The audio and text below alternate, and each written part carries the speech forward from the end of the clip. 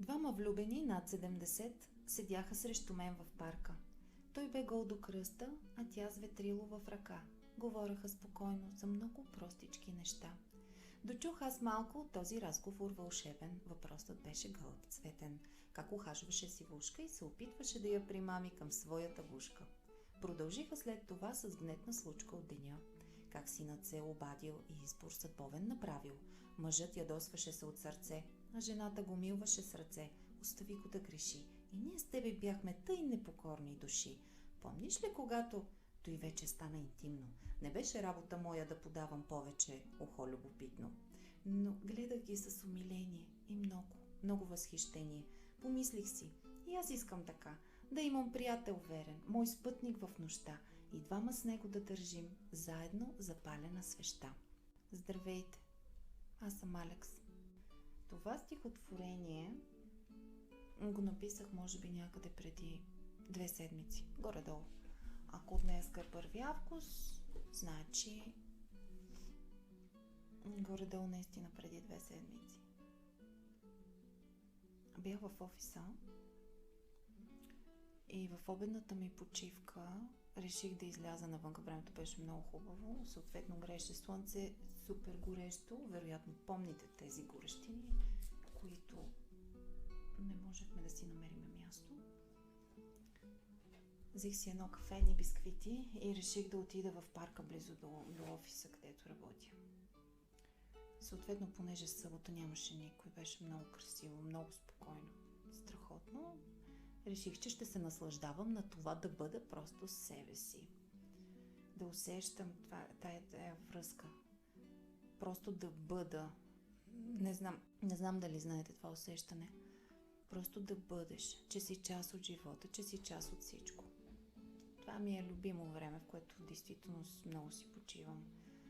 И както си пия и си хапвам и се наслаждавам на времето, на листата, на прохладата, тъй като самия парк е много мъничък, но има борове и беше наистина много приятно. Представете си тая дълбока вековна сянка, която се стелеше над мене. И по едно време дойдоха двойката, възрастните хора дойдоха и седнаха. Интересното беше, че не ги виждах като възрастни, а виждах ги като млади хора, изключително близки душевно. Такъв, колкото и, ако щете ми вярвайте, това бяха хора, които със сигурност са живели повече от 40 години заедно. И си дадох сметка, обикновено, когато говориш с някой, прекарал толкова време с друг човек, да, аз си го знам, той е еди какво си, еди що си, нали, общо взето, плюят се един друг. При тях, знаете ли, нямаше такова нещо. Поне не го усетих, не познавам хората, за мен бяха абсолютно непознати, седнаха срещу мене и те, идвайки, си говореха. Седнаха срещу мен и в действителност направи впечатление 2 гълба, които бяха там и се ухажваха. Не знаех, вие знаете ли, че когато мъжкия ухажва женската, всъщност се опитва да погълне цялата й човка? Не го знаех това нещо и ми беше много любопитно и си казах, и гълъбите се целуват. Не знаех. Наистина не знаех. На 36 години аз разбрах, че гълъбите се целуват. Никога до сега не бях наблюдавала подобно събитие, защото в моите очи това беше наистина много голямо събитие. Оказа се, че те наблюдават също гълъбите и започнаха да си говорят именно за това нещо. Как мъжкия, опитвайки се да привлече женската на своя страна, която типично в женски стил се дърпаше, захапваше цялата й човка. Бяха много готини, много сладки. Накрая, разбира се, тя се предаде. Няма да ви разказвам. Не беше много дълго събитието. Тя не се дърпаше много дълго, но все пак мъжкия беше доста настойчив и така уверено пристъпваше към нея. Възрастната двойка започнаха да си говорят за това. Всъщност оттам се тръгна и разговора за за техния син, защото мъжът тогава явно е направил някаква асоциация с гълъбите и с сина си. Беше божествено да ги гледам. Знаете ли колко ме вдъхновиха тези хора? Защото, пак казвам, обикновено, когато видиш по-възрастни хора, живели цял живот заедно, познавайки си кътните зъби, тези хора общуваха наистина на толкова силно общуваха с душите си. Не мога да ви го обясня. Тези хора, докато говореха, се гледаха в очите. Тези хора, докато говореха, се слушаха един друг. Държаха се за ръце. Ако ще да ми вярвайте, това са неща, които в момента, 21 век, ме карат да се възхищавам на двама души, които имат толкова деликатна и нежна обхода един към друг. Толкова внимателно, уважително общуване. И аз си казах, Боже, и аз искам така.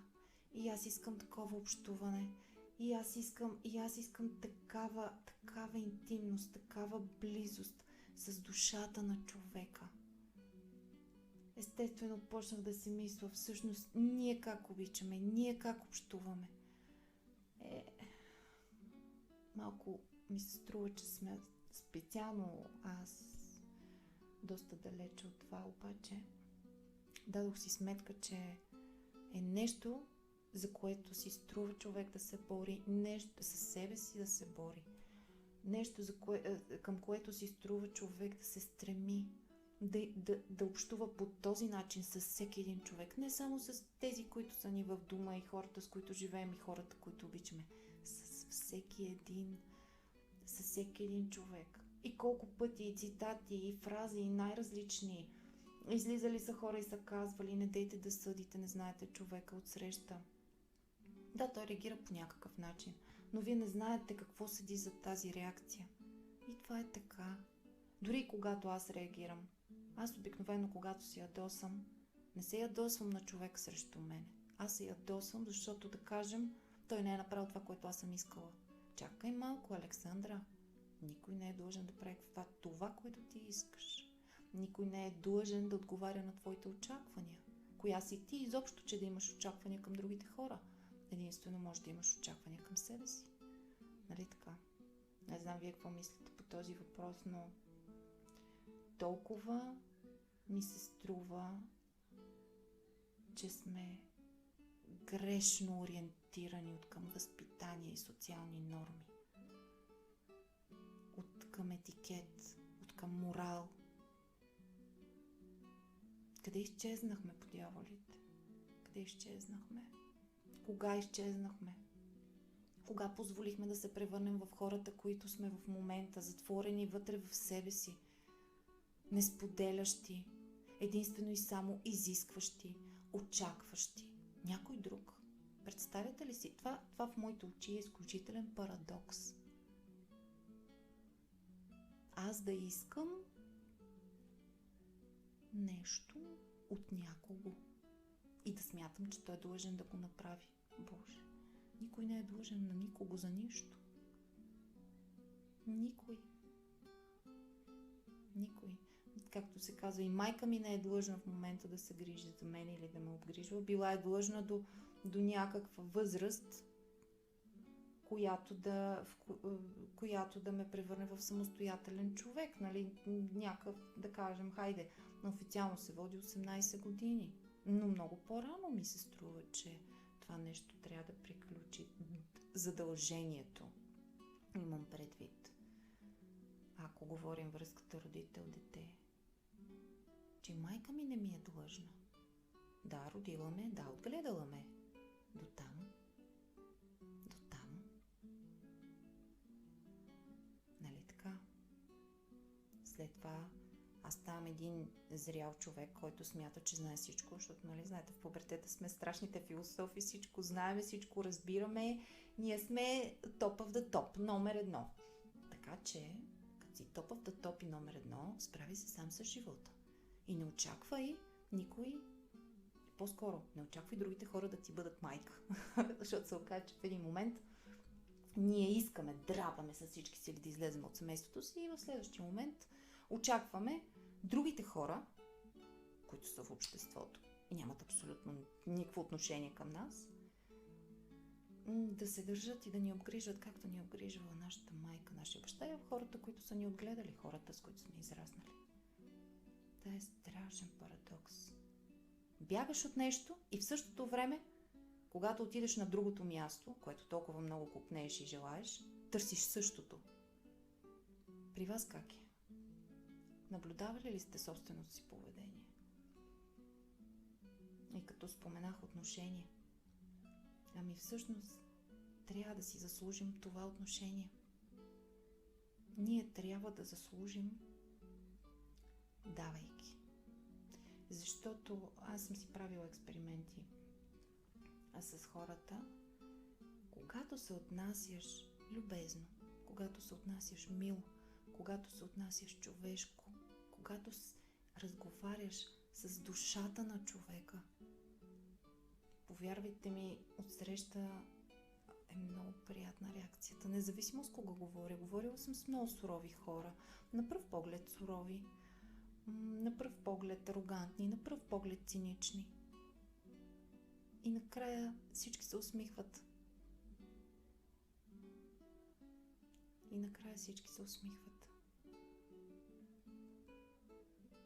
Много хубава тема за размисъл. Как да спечелим отношението, което искаме? И в семейството си, и в работата си, дори и в магазина, дори и на опашката в държавните администрации. Което ме подсеща, знаете ли какво? Имала съм такъв случай, отивам на гише на нашата квартална община, да подавам документи и така нататък. И жената много така настъпателна към мене, нека го кажа. Много агресивна, силно казано много агресивна беше жената. Така рязко ми се скара, защото съм пропуснала на едно място да се подпиша. И аз стана ми много смешно тогава, нямам идея по каква причина. Само се усмихнах и казах, може би защото не попълвам тези декларации на ден по 15 пъти. Попълвам ги един път в годината. Просто ми изпуснала нещо, което мога да поправя точно за 3 секунди. И тя седи и ме гледа, много разярена беше жената. И аз си казвам, или за 3 секунди, или за 30 минути. Я вие ми кажете как предпочитате. И тя започна да се смее и казва ми, зависи колко бързо можете да разберете какво трябва да направите. И аз си казах, мога да разбера и за 3 секунди, мога да разбера и за 30 минути. Викам, вие имате ли нужда от едно кафе? Тя ме погледна и ми каза, не съм пила кафе. Дойдох в 8 часа тук, тогава беше към 11-12 някъде. Вика, не съм станала от този стол. Вика, и през цялото време се занимавам с хора, които изобщо нямат никаква представа какво правят. И аз им казвам, вие нали за това сте тук? Защото ние нямаме никаква представа какво правим. Тогава жената се обърна и ми каза, информирайте се. Защото липсата на информация ви кара да изпускате много неща, от които може да се възползвате. Общо взето с тази жена, така както беше доста раздразнителна и доста нападателна, по тези обясними причини. Не към мен, но по тези. И аз не влезнах в енергията. Не го направих, защото просто беше смешно. Дадох си сметка колко малко се изисква. И може би първата крачка е да не приемаме лично нещата. Когато някой срещу нас избухне, когато погледне накриво, когато си смръщи веждите, да не го приемаме лично. Човека има нещо в него, което го кара да не се чувства добре. Има нещо в него и той е вътре в него, което да го накара да се намръщи, което да го накара да повиши тон. То е в човек, то не е в нас. Обхода. Каква хубава дума. Стара хубава българска дума. Красива обхода между хората. Казано на модерен език. Да се конектнем. Да се конектнем по правилния начин, за да не даде на късо. Да, което би било доста интересно, имайки предвид, че сме целите електричество и магнетизъм. Би било интересно, което и наблюдаваме в момента. Едни постоянни токови удари между хората. Ще ми бъде много интересно какво мислите по този въпрос. Между другото, с какво сте се сблъсквали вие? Ако ви се отделя време и пишете, разбира се, и ви се пише, и ви се занимава, би било много интересно да обменим малко опит. Какво наблюдавате сега? Какви са хората около вас сега в момента? Какви хора привличате? С какви хора се сблъсквате? В автобуса, в трамвая, в метрото, по светофарите. Там е интересно също много.